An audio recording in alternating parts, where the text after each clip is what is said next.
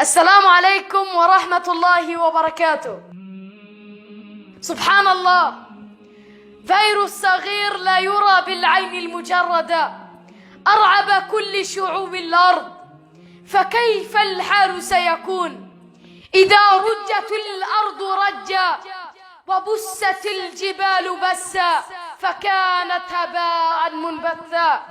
توقفت المطارات والتظاهرات والتجمعات، انهيار كامل في اقتصاد أكبر الدول، حتى العمرة وزيارة بيت الله توقفت. خوف ورعب وهلع بين المسلمين وغير المسلمين. فكيف سيكون الحال إذا زلزلت الأرض زلزالها وأخرجت الأرض أثقالها؟ اتقوا الله عباد الله واستغفروه وعودوا إليه وتوبوا لعلكم ترحمون.